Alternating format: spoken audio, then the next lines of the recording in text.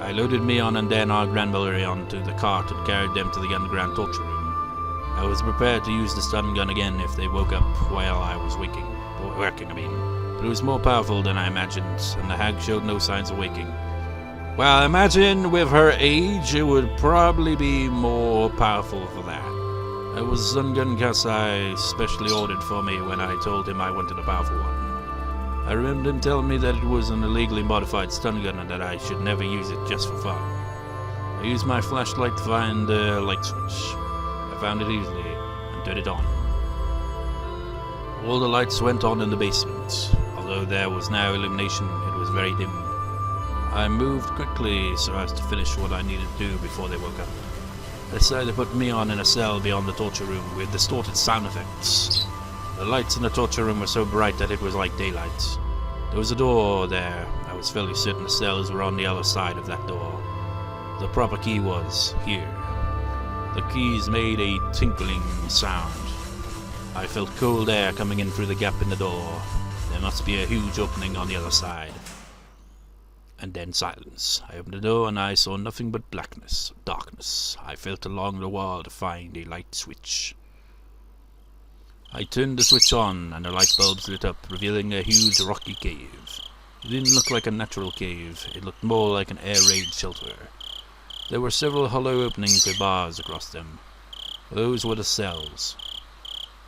I walked up to the closest cell and checked to see if it was strong enough to confine her. I pushed and pulled on the bars.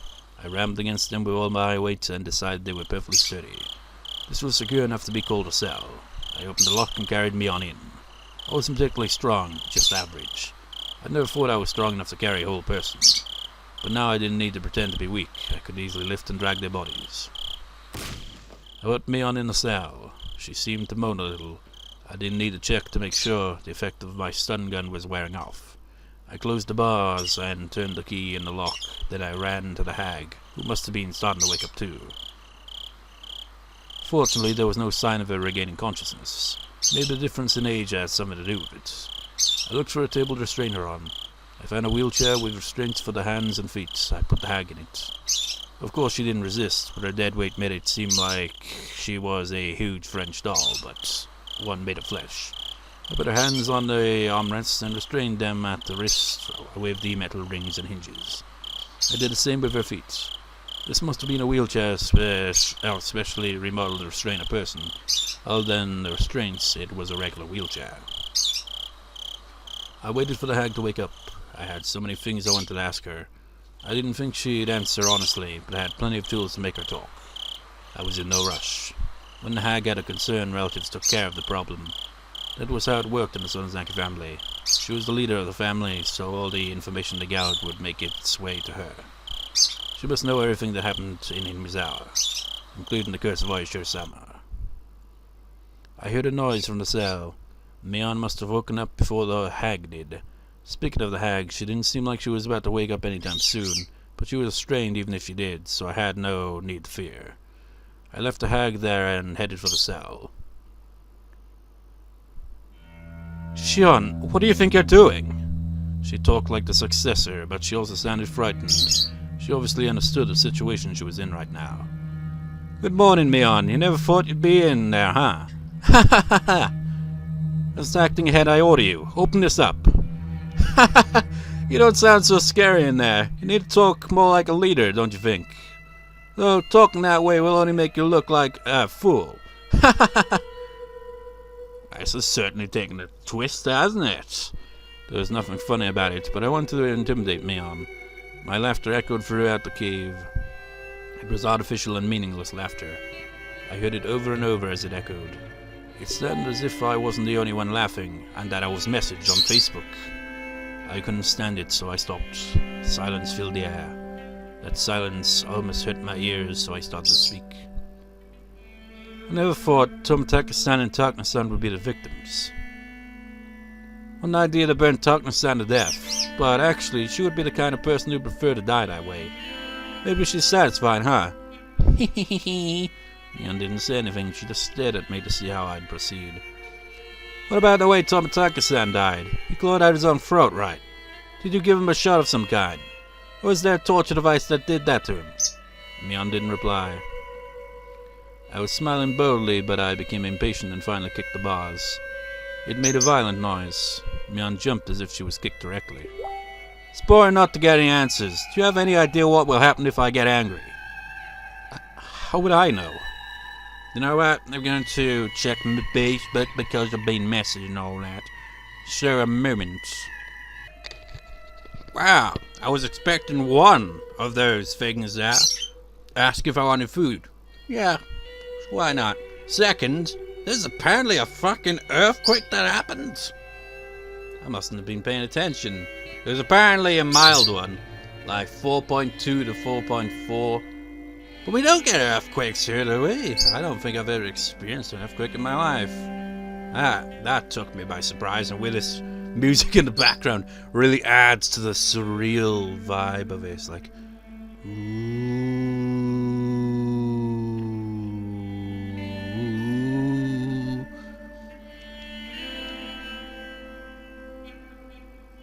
Seriously, I'm gonna look up about that after this recording, because seriously, what the hell happened there?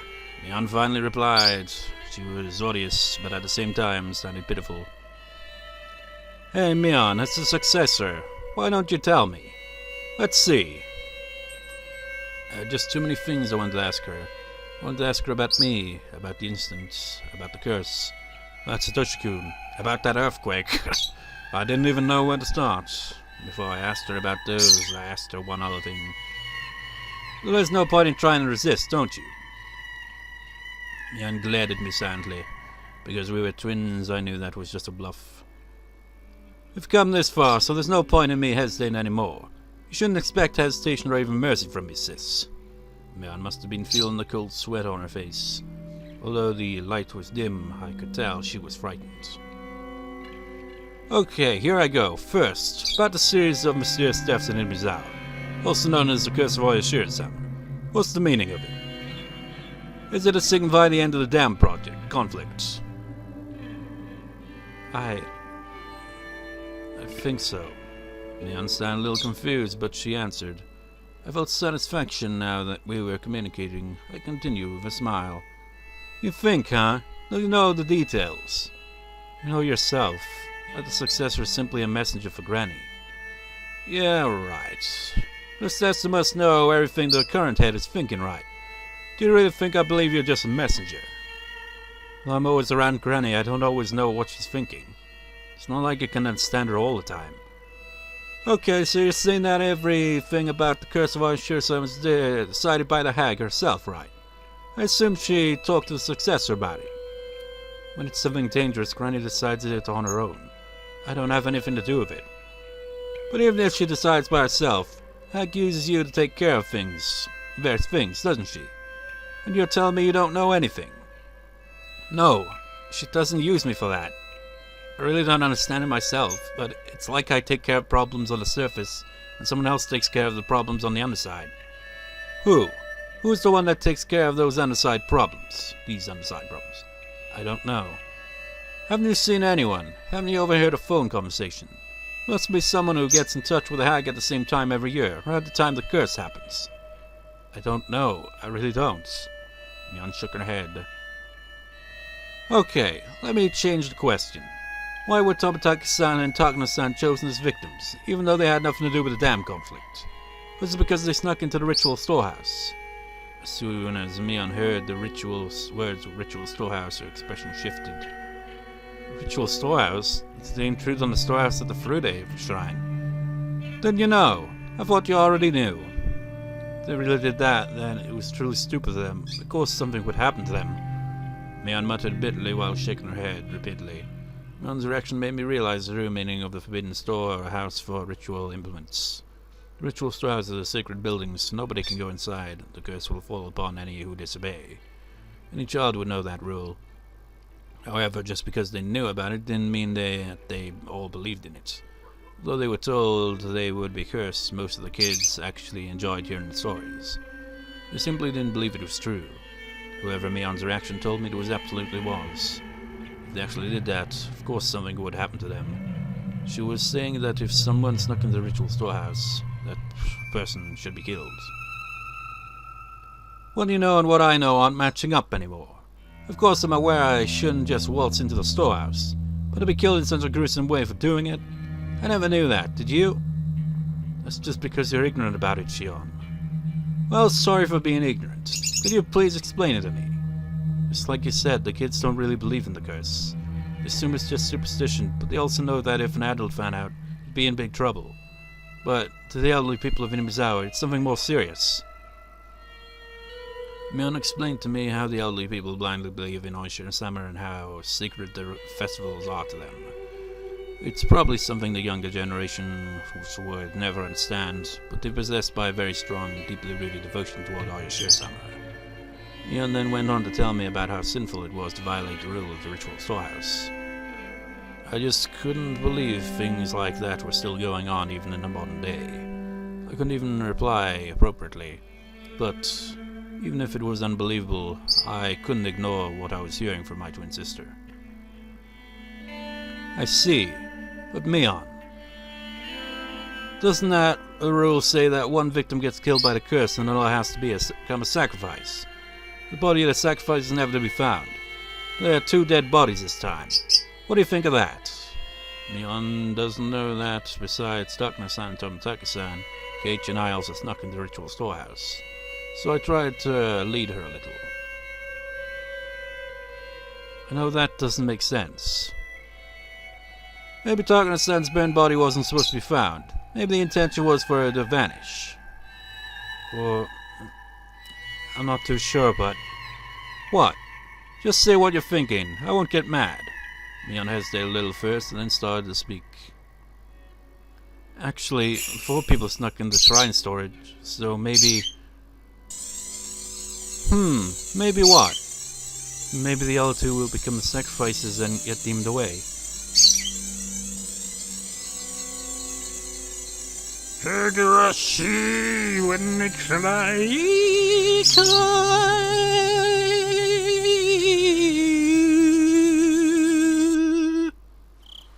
Mion's words were stuck in my head. If those 2 dead bodies were the result of the curse, then there should be sacrifices to calm my shivers. Couldn't keep that up. Anger. The 4 of us snuck into the shrine storage together. It was a simple equation. Did that mean that Keiichi and I were in danger? I got drunk, fell asleep and decided to stay overnight. Was that because of the alcohol, or did someone put a drug in my drink? It's not like me to get drunk and spend a night at the hag's house. I wanted to forget about what happened in that eerie storehouse, so I drank too much. But it really was strange for me to get that drunk. You know, if she got completely... well, she's probably sobered up by that point. Or maybe she's still drunk a bit. Maybe it was a good thing I woke up in the middle of the night. I could have been the one to wake up in a cell. Sometimes it's hard to recognize danger when you avoid it accidentally.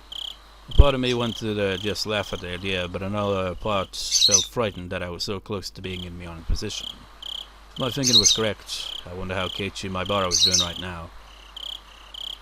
I didn't see him in any of the cells, but that didn't guarantee his safety.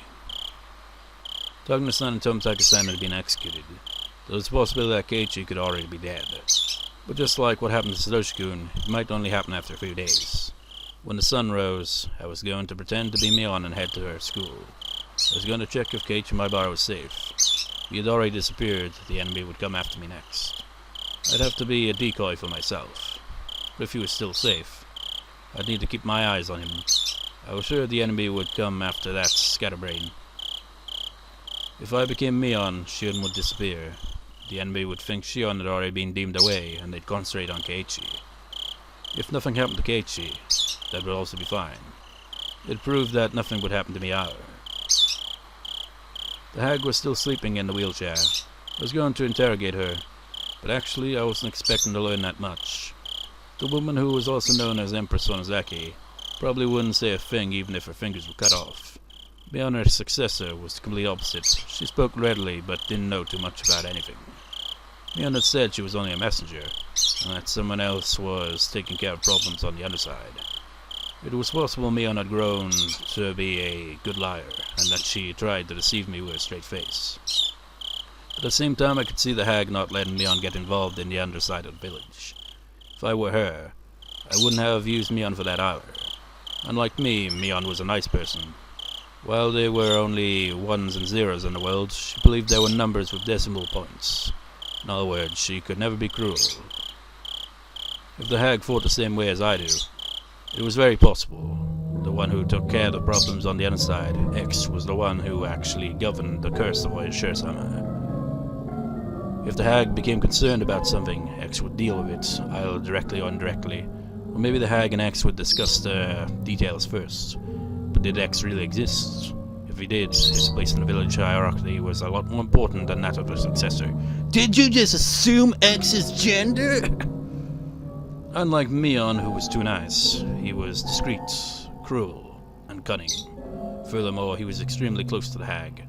Someone who would have a lot of contact with her just before it was time for the curse.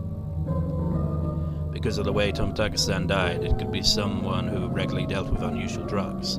He could be a member of a medical institution. The director of the Irie clinic. Irie?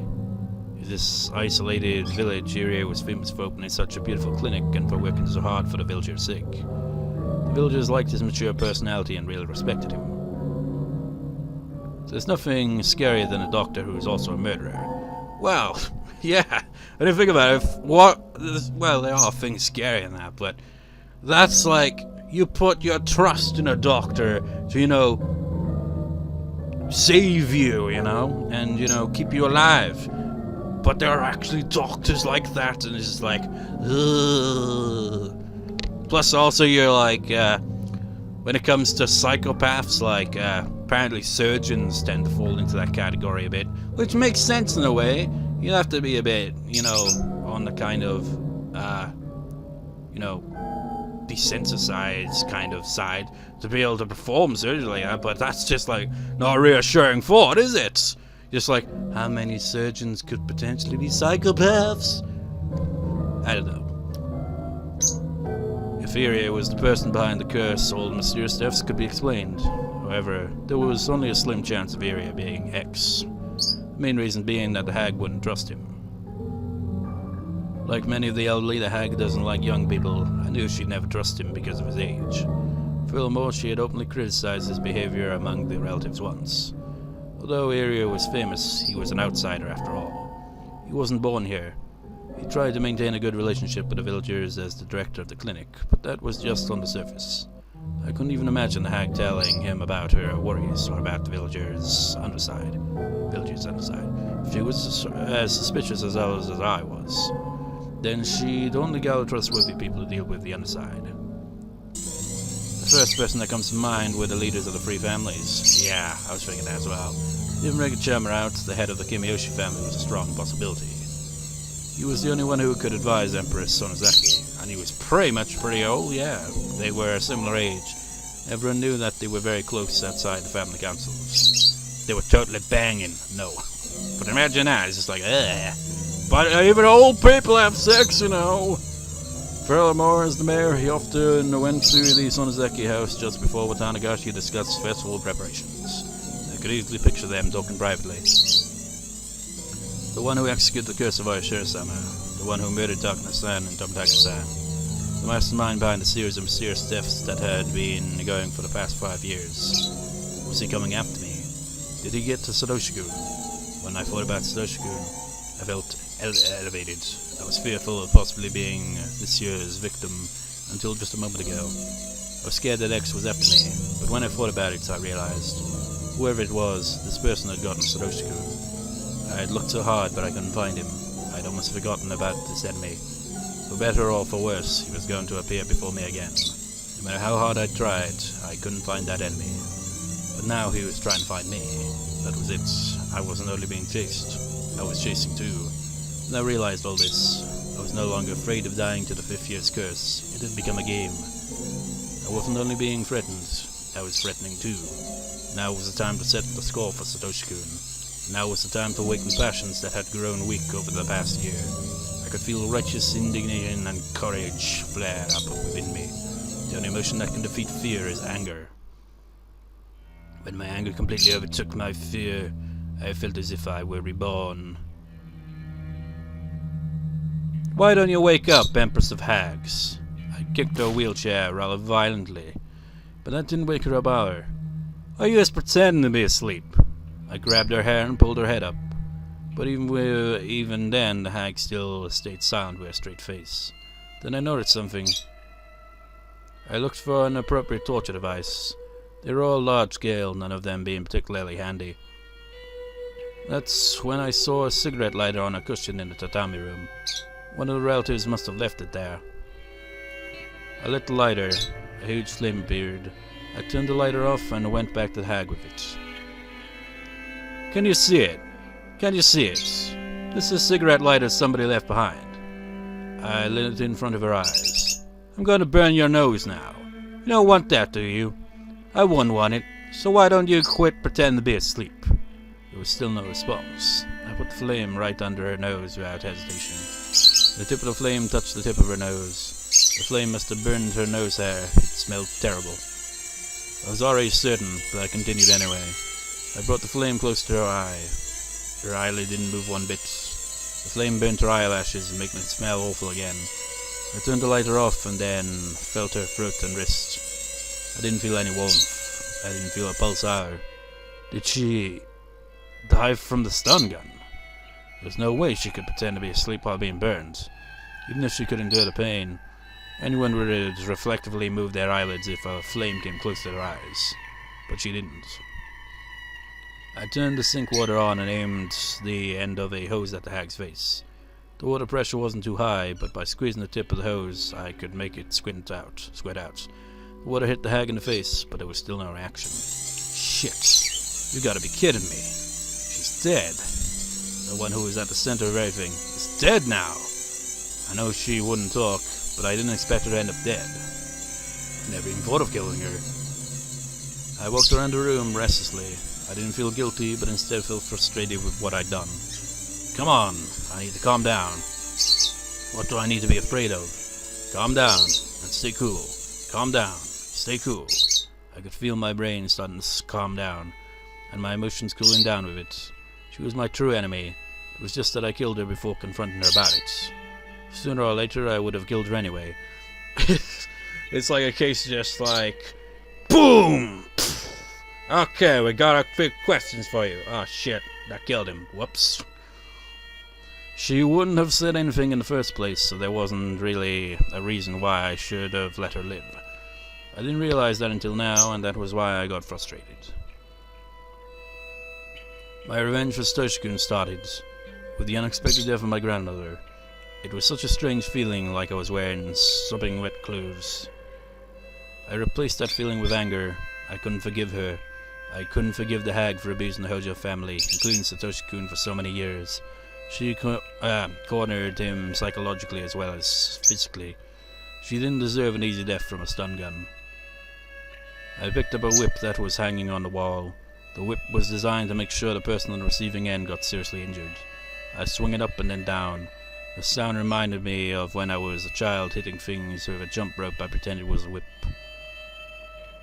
But unlike then, I'd made a purple mark on the hag's face and reddish-black blood started oozing out. I swung it up and then down again. This time the whip hits her in the head. Her hair flew in the air. I saw a bunch of her hair on the tip of the whip. Ooh, at the end of the bunch of hair, there was a piece of her skin. Ooh! Seemed the whip had ripped off part of her scalp off. I can hit her with a whip. I didn't bother removing the hair beforehand. You know, it's kind of redundant to say at this point, but you remember, like, this is the answer arc to a Watanagashi. So you're starting to see, obviously, where all this is going. If you, like, look back at Watanagashi, just like, oh, so that was what was really going on. The tip of the whip was divided into many points, with each point having a fish hook on the end. Ooh! This is too gruesome for me. Those hooks added to the speed of the whip not only scratched the victim, but tore their skin as well. Dude, I'm gonna have frickin' food any minute now, probably. The hag's hair was all messed up and her face was getting bloody. She started to look like a real demon. I stopped the whipping. Not because my arms was tired, but because I couldn't stand the feeling of her hair on the tip touching me every time I swung the whip. I threw the whip at the hag. Breathing heavily, I realized I was covered in her hair. It almost felt like thousands of maggots crawling all over me. I brushed it off violently. You deserve this, you fucking demon hag! I put my hands on my knees and exhaled roughly. It was then that I noticed it. I perked up and turned around. There it is. The person who had been watching me since I snuck into the shrine storage. I sensed this person sitting in the tatami room. It enjoyed watching me torture my grandmother. An overwhelming emotion started to swallow me up. I tried desperately not to feel it. How long have you been there? You should have said something. It was just there. Just like Satoshi-kun, it was just there. Shion, well, you're kind of losing it a bit. You're losing your kind of marbles. Because, like, this whole extra footstep thing and presence and all that. Actually, even freaking talk about Renner with that. It's like, oh, you know, and how, like, Oyashiro-sama would watch her and shit like that. But she's, like, freaking looking at this and just being like, rather than Renner just, like, thinking, oh, it was Oyashiro-sama. With Shion, she can't make up her damn mind. It's like, okay, with Satoshi. And now it's something else. I see. Renner told me, are you Oyashiro-sama? I smiled boldly, and yet I could feel my body shivering. You can't fool me. You're saying that you're Oyashiro-sama and that the curse of Oyashiro-sama really does exist. Come on! Who would believe something like that? Huh? That was just my imagination. I couldn't be the curse of Oyashiro-sama. The curse couldn't be real. Everything was done by humans to make everything look like it was a curse. Well, I don't care if you saw what I did. I won't charge you for it. But if you're thinking about interfering, I won't hold back, you know. No matter what I said, nothing happened. It was like trying to communicate with an insect. I felt like I was staring at a spider in the middle of its web, and the spider was staring back. I turned to the hag in the wheelchair. I couldn't leave her body here forever. If I don't need to make her death known, then it should be quick, and it's best if her body doesn't exist. Not even in this secret underground torture room. Phew, I exhaled to try to calm myself down. Oh, I remember now. She remembers something! But we'll save that for the next part. So, I'll see you next time, viewers, for this twisted tale of... twisted tale of vengeance? Whatever. I will see you next time, viewers. See you next time.